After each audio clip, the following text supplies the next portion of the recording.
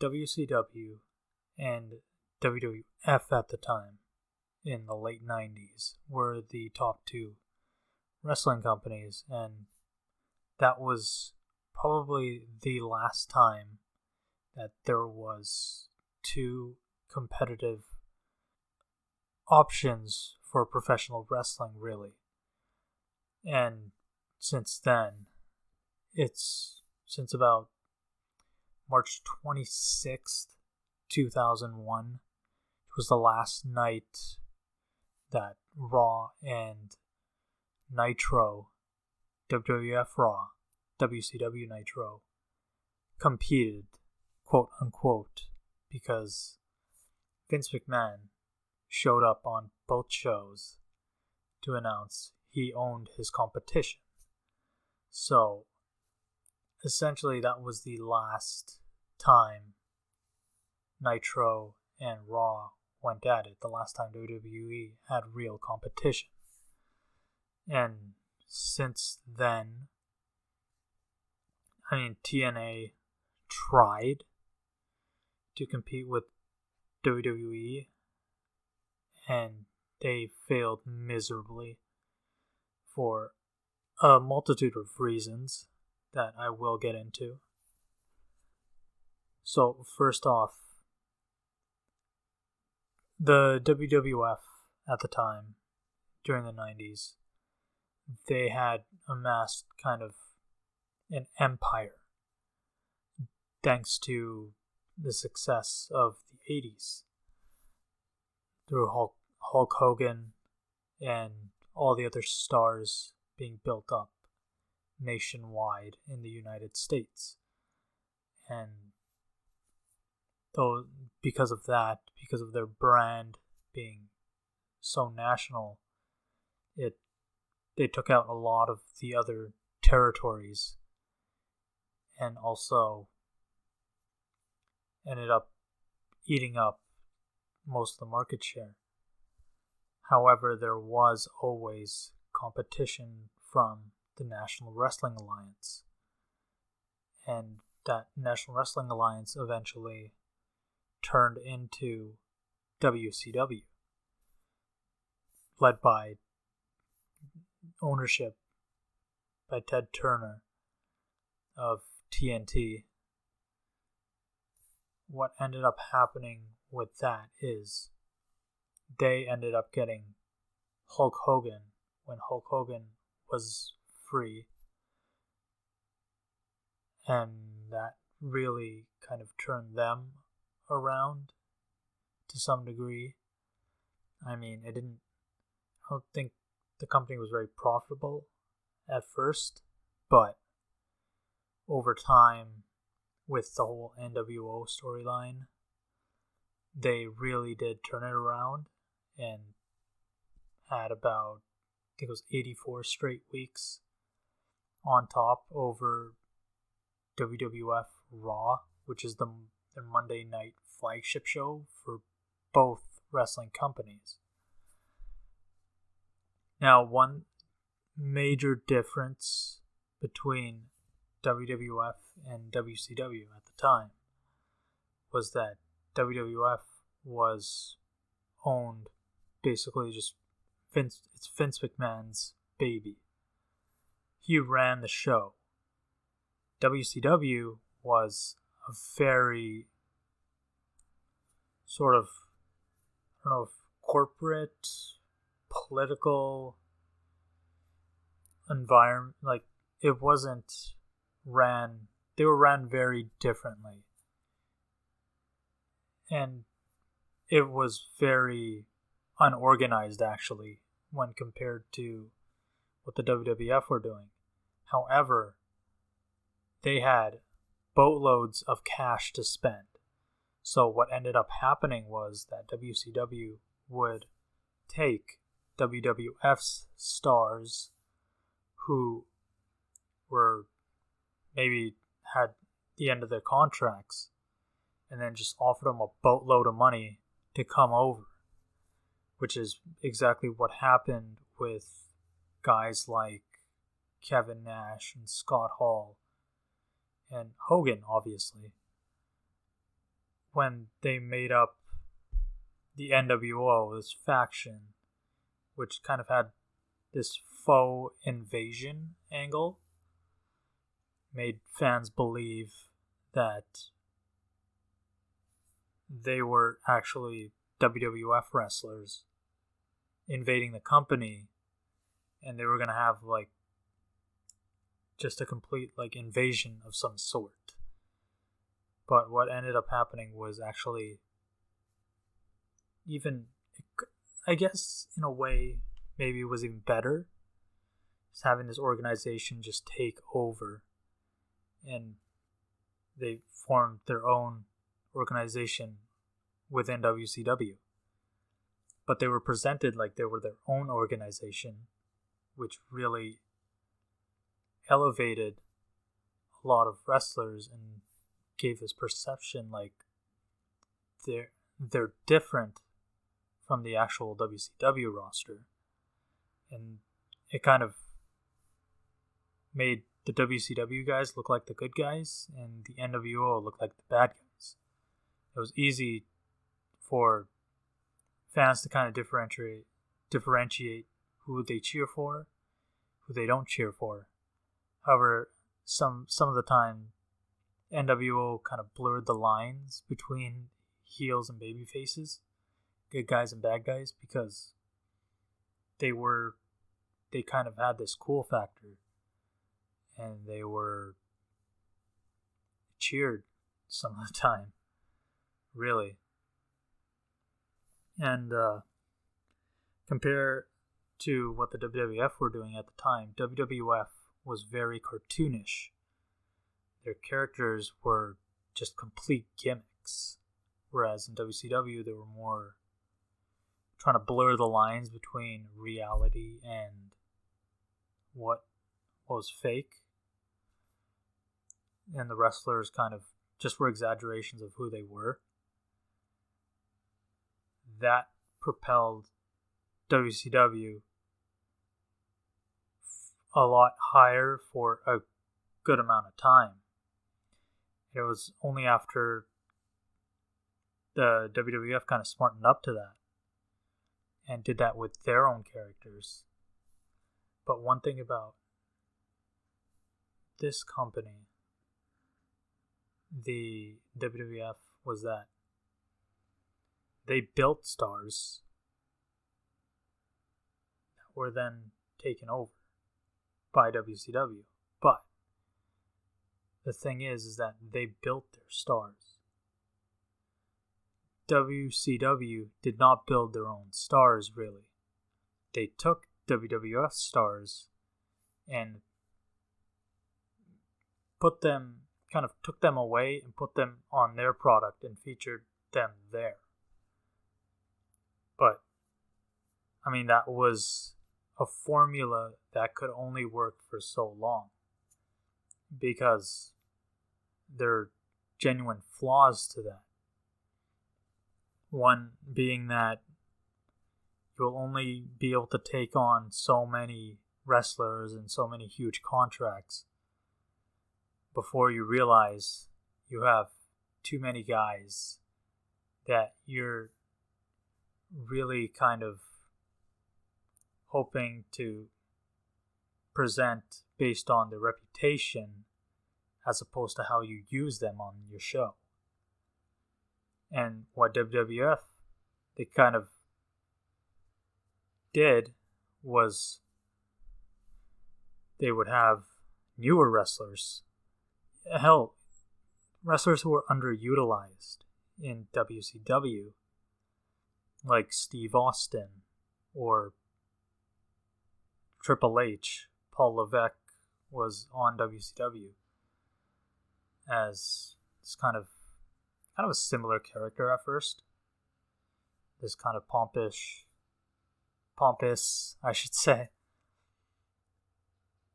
rich boy kind of character, and eventually evolved into what he is today. But guys like that were underutilized because WWF knew how to build stars. WCW, I think, built very few stars. And during that time, it caused problems with the fact that you had so many guys who just were at the same level and couldn't be propelled higher. And one major problem with WCW that really caused them to collapse over time was the contracts they gave, in which the wrestlers had creative control. Now, one of the wrestlers that was most prominent with that was one of the biggest stars in the history of wrestling, Hulk Hogan.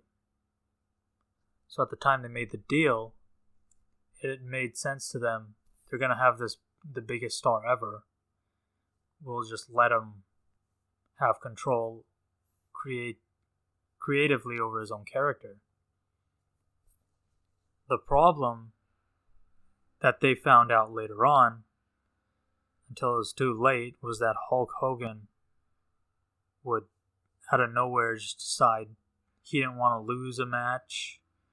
He wanted to just change the result the day of, and it caused major problems with how WCW conducted their business, especially considering that he is a major star and he's preventing other stars from being made.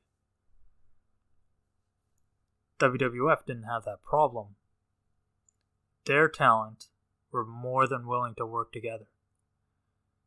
And you have a roster full of guys who are willing to work together, and where there is upward mobility because everyone's competing, compared to this other roster that has a lot of entitled wrestlers with contracts that give them some kind of guarantee over how they're used. It caused a lot of friction and a lot of sort of cliques in the WCW roster, like, for instance, the cruiserweights, which were the smaller wrestlers on the roster, would be kept separate from the big names. And many of these wrestlers were very talented, but there was this old mindset of smaller guys, vanilla midgets, as Kevin Nash described them, have a ceiling that they can't cross, and no one will allow them to cross that kind of barrier. And over time, fans kind of rejected that notion. And certain wrestlers in WCW got fed up with how they were used, so they crossed over. So at first, it was WWF guys crossing over for huge contracts. Then WCW guys, who are talented, who are underutilized, shifted over the other way because they were upset with how they were used. Guys like the Giant, Paul White, who became known as the Big Show. Chris Jericho moved over. And a major coup for the WWF was this group of 4 wrestlers called the Radicals, who all in one fell swoop went to the WWF, and that kind of killed any kind of momentum WCW could have had to build new stars, because a lot of their stars that I think it was too late at this point, but they were trying to build up. Chris Benoit, Eddie Guerrero. And yeah, it was too late at that point. They ended up shifting over and became huge stars in the WWF, then WWE. In fact, in 2004, WrestleMania 20, Eddie Guerrero and Chris Benoit ended the night as world champions on both Raw and SmackDown. So you have these guys who were perceived at first as quote-unquote vanilla midgets headlining the biggest show in the industry as the most important stars in the industry. It's kind of poetic justice for that time and how they were perceived, and that kind of outlined the problems with WCW compared to WWF in the late 90s and early 2000s, I guess, but WCW only lasted until 2001, and their kind of problems compounded themselves to the point where WCW decided to hire one of WWF's main writers in Vince Russo. Now, Vince Russo had a lot of... There was a noticeable difference in WWF before and after. Vince Russo kind of had a lot of say in the creative... I would say the creative direction somewhat. However, seeing him kind of unleashed on WCW, you see that something is definitely different here, because in WCW he came up with a lot more zanier ideas that kind of helped kill the company quicker. You know, some storylines that really made you kind of question pro wrestling in general. I mean, during his time, they had... he took over, I think, late 1999. And they had some really bad ideas, including having a storyline where their main star, their big built-up star, Goldberg, refusing to quote-unquote follow the script, as in they're deciding to have the audience in on it, so to speak, and it's pretty embarrassing to watch now, the promo that they made. And it really caused a quicker downfall for him when he jumped ship and took over their show. I mean, he even made himself the world champion. It was that year 2000 was just a complete embarrassment for that company. Now, on the other show, WWF, they had built up all their stars. Stone Cold Steve Austin. I mean, him and Vince McMahon, after a very controversial moment, the Montreal Screwjob in Survivor Series 1997, turned into a complete villain. Everyone hated him. And Stone Cold Steve Austin, the ultimate kind of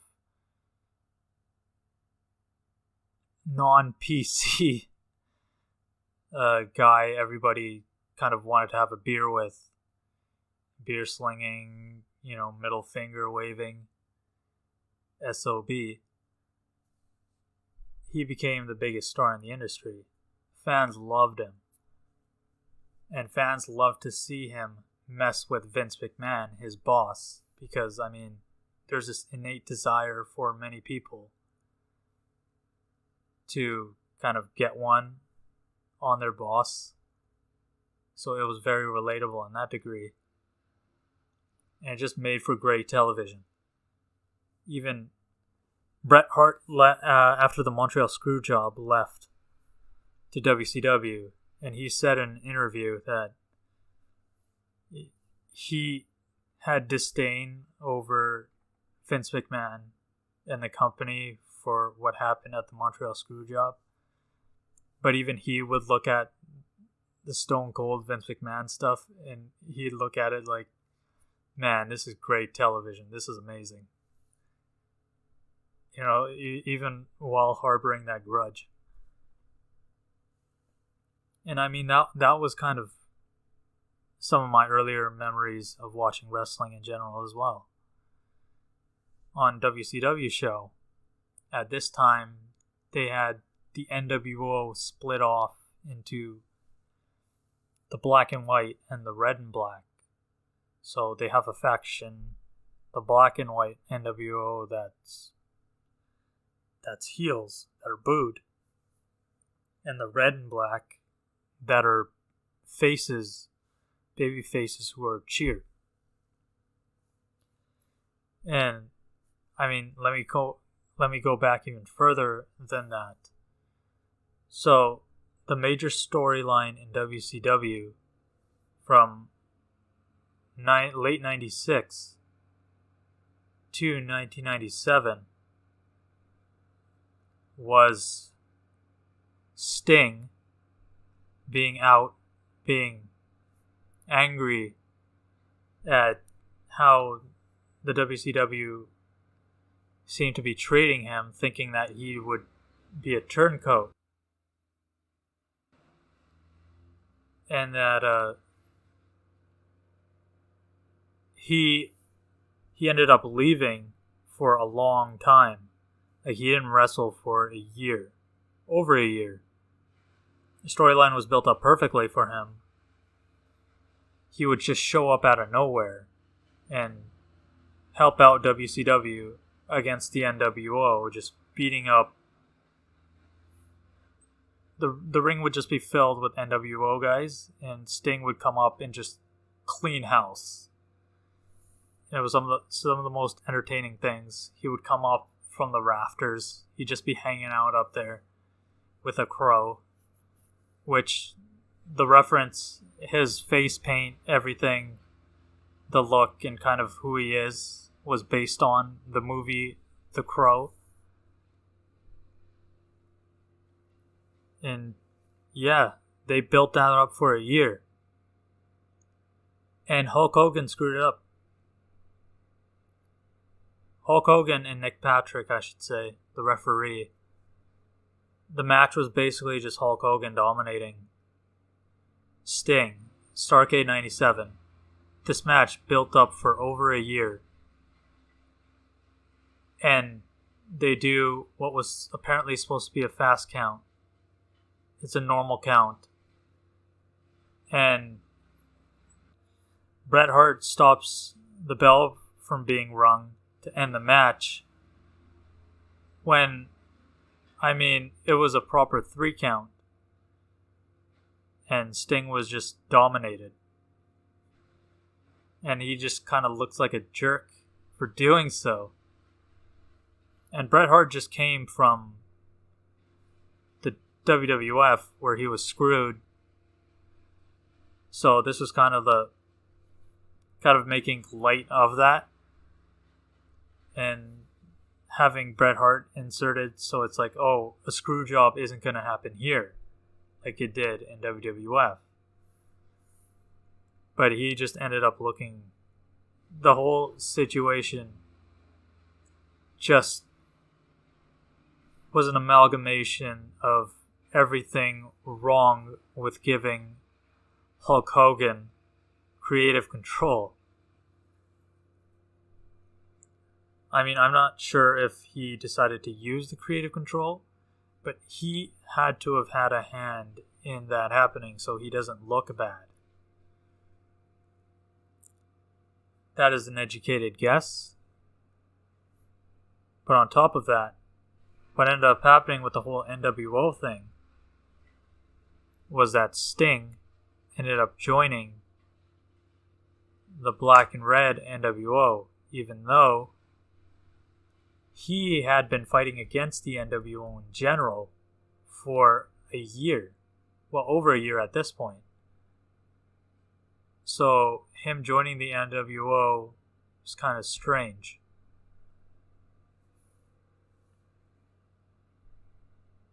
So a lot of stuff like that was happening in WCW. The rise of Goldberg. So Goldberg, they built this guy up just coming out of nowhere as this unbeatable fighter. He would win matches in less than 3 minutes on a regular basis and just decimate everyone on the roster. He had this huge winning streak. So then he ends up winning the world title over Hulk Hogan even. So Hulk Hogan actually thought it was a good idea to give the title to Goldberg, which shows just how strong they made him look this entire time.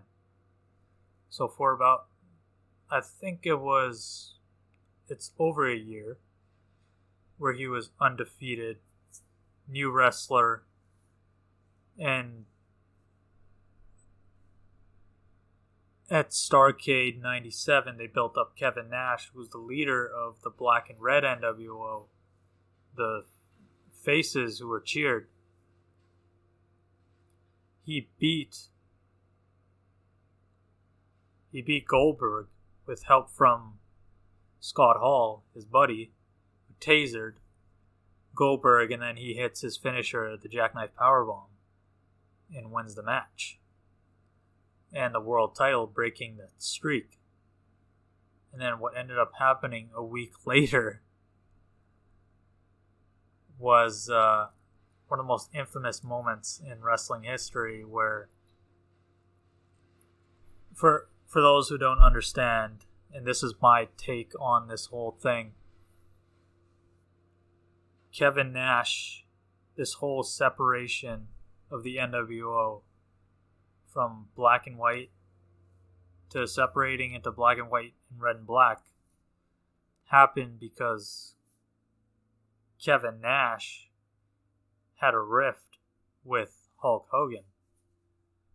And during this entire year,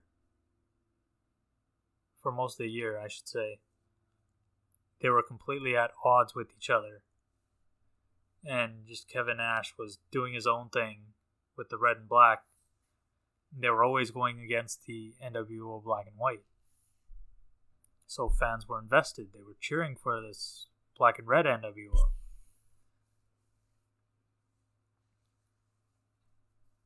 What ended up happening was that Kevin Nash wrestled Hulk Hogan for the world title. The leaders of both factions facing off against each other. Big match on Nitro.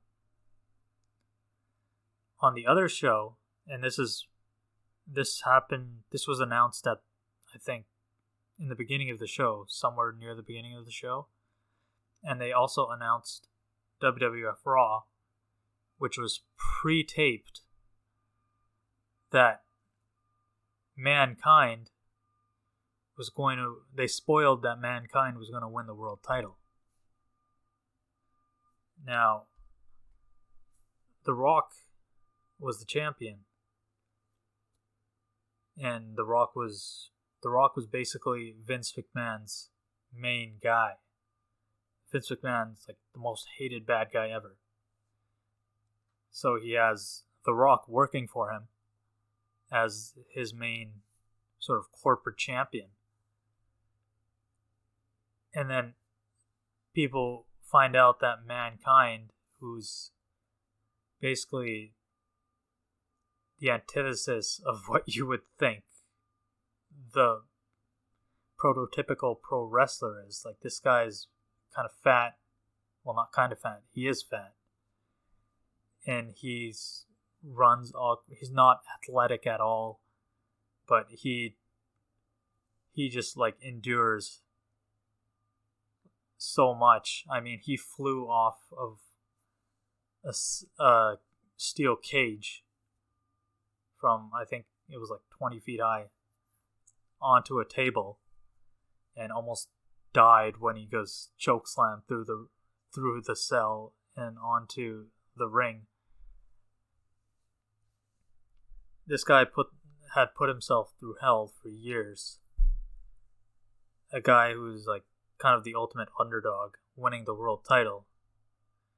People, I think it was like 600,000 people tuned in to Raw from Nitro to see that. And what they saw on Nitro was the finger poke of doom.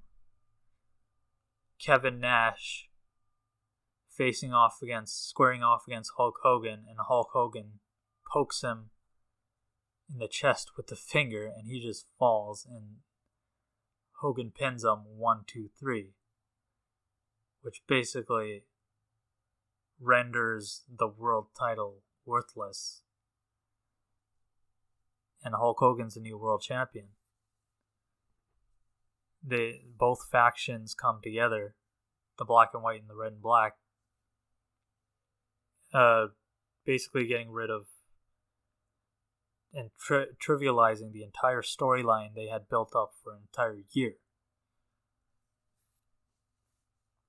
And on WWF, this new kind of shift happens, where it's kind of the loudest you've ever seen any wrestling show, I feel, was when Stone Cold came out to help Mankind win the match and stick it to Vince. And it just kind of encompassed where the priorities of both companies was at. WWF seemed to care about building up their product, building up their stars, and presenting something that fans wanted to see, instead of WCW, which kind of presented what the wrestlers wanted, what the kind of top stars wanted. And it didn't work. It was an insult to the fans.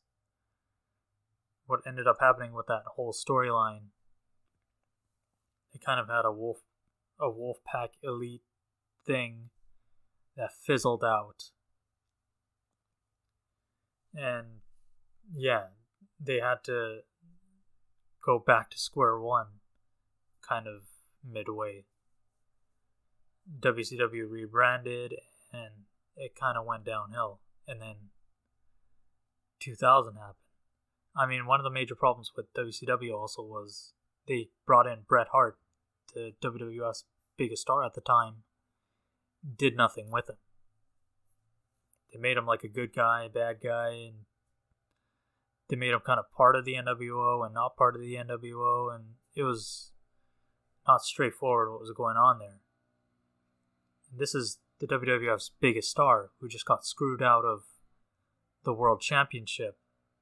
So he was basically the uncrowned champion from the other company coming into WCW. How could that possibly fail? Well, WCW made it fail. I mean, they didn't push him as a top star until 99, late 99. And by then, it was too late. His career ended by a Goldberg head kick at, I think it was Starrcade, 99. And even then, they tried to rehash NWO storyline, which, of course, didn't work. Chris Benoit ended up winning the world title because they wanted to keep him in the company, and his contract was up, but he just ended up jumping ship anyway. So that kind of summed up the whole what's considered the Monday Night War between WWF and WCW.